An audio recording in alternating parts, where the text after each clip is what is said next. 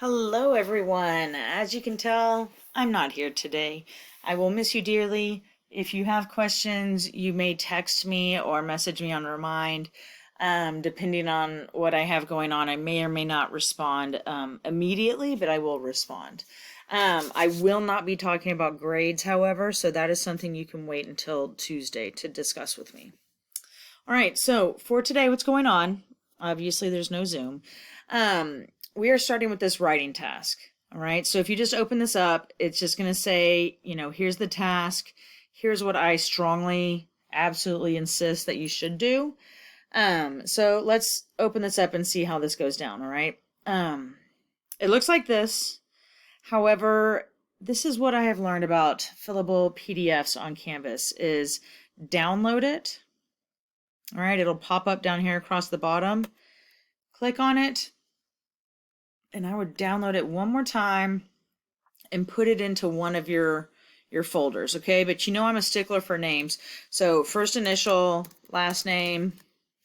Oh, you can see I already have it there. Boop, boop. So writing sample, number 1, and then it'll save as a PDF, okay? So obviously I'm saving mine again. There it goes. And now once you open that, write in it, save it, all of that. In fact, because I don't trust technology fully, I would go ahead and open this up so that it's actually in the PDF, okay?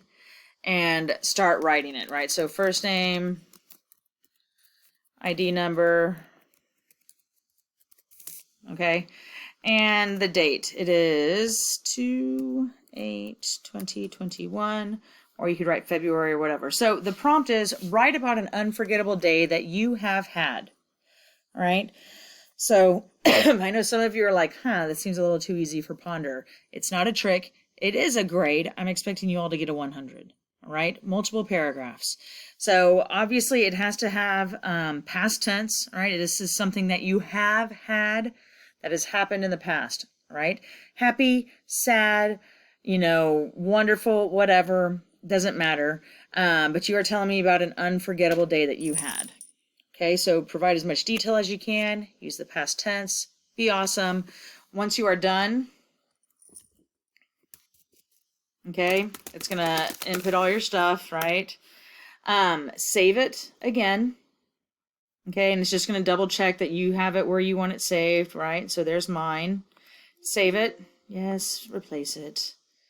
And then go back to our Canvas and post it. Okay, that is just my suggestion on how to do this best. All right, but let's go back to, oops, if I can get back there. Ugh, Ponder. Let's get back to today. What we're doing today is we're talking about why is perception reality. So perception is just what we see around us, what we perceive to be true based on our feelings or our experiences or literally what we see. Because a lot of times what we see, we deem to be what is true. Although sometimes people and situations will change or manipulate our perception so that we will think untruths, right? So think of like 1984. Okay, the people who live underneath the party rules, they believe that what they are experiencing is the true way of life. Like, this is it for us. And then poor Winston comes along and starts to question that, right?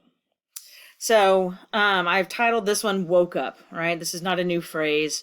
It's just referring to like the need to confront or alert about injustices or the need for justice in the world. Okay, so getting woke.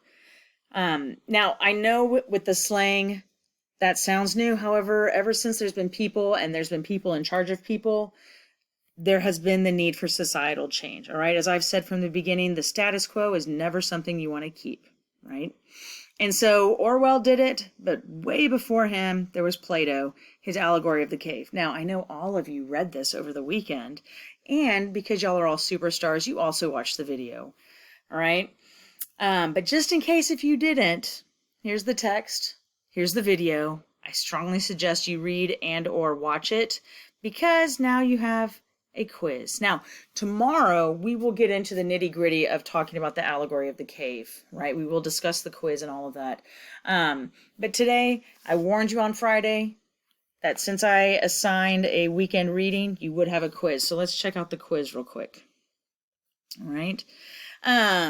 This is a timed quiz. You have 20 minutes to do this. So there's matching, okay? There's also multiple choice. There's going to be some true and false down here at the bottom. Oh, there's true and false. And then it's followed by 3 essay questions, okay? You are welcome to use your notes, but if you read the instructions carefully, you cannot use the internet, okay? So do this on your own. You can watch the video. I just posted it there on the lesson. So please be awesome, all right? Make sure I can trust you with this.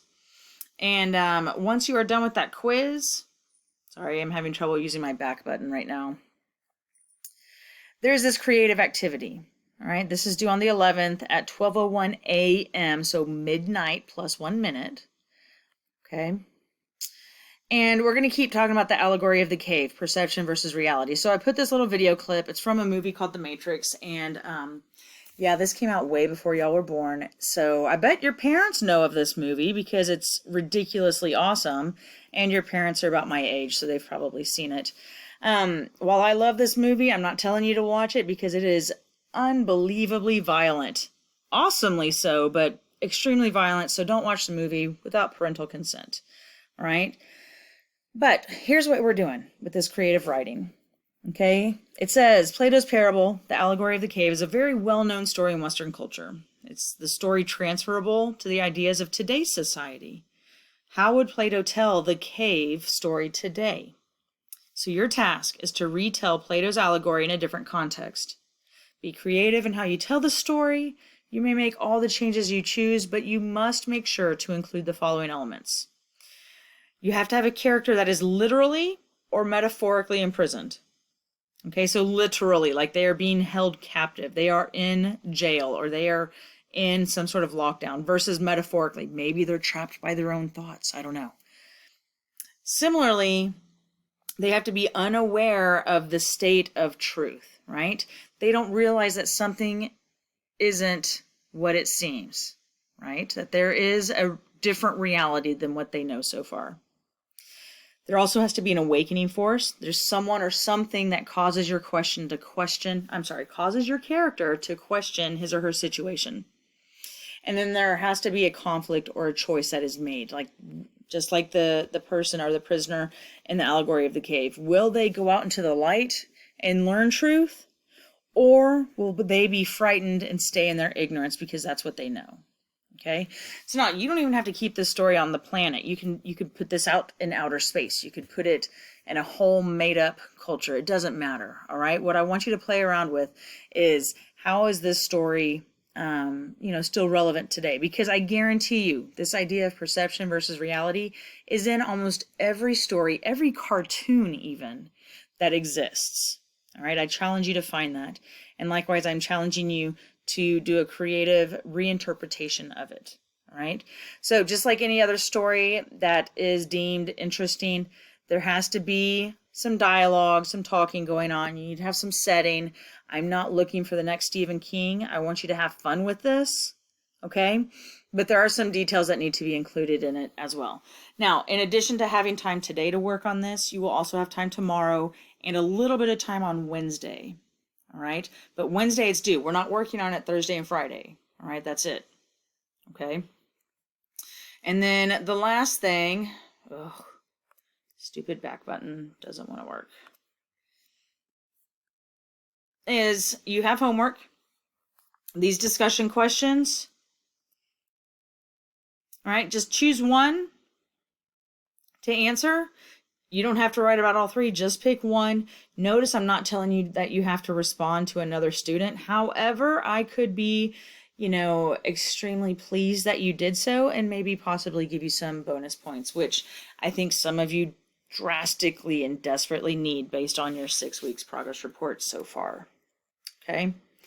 Other than this discussion question posting, your only real homework is to keep reading. We are now on book 2 of 1984. So you need to have chapters 1 through 4 read this week. You will have a quiz sometime. All right. So make sure you're staying on top of that because things are about to get a little crazy for our friend Winston. All right. As you can see, the rest of the week, I've blocked it out. I don't want you to see all the fun stuff we've got planned, but just know that there's going to be some awesome stuff happening. All right, guys, be awesome. Make good choices. Enjoy life. I will return tomorrow, and I can't wait to see you then. All right, bye.